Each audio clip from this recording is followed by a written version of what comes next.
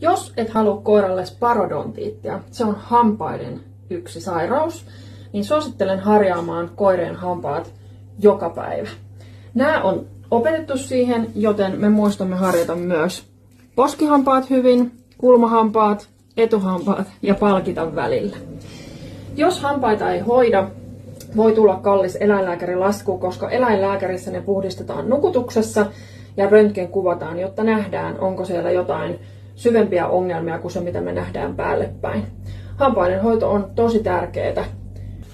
Hammasharjoja, tahnoja löytyy tosi erilaisia. On sormiharjaa, jota ei ole nyt tässä mukana, mutta on eri kokoisia eri suihin harjoja. Sitten on tahnoja, koirille omansa, kissoille omansa.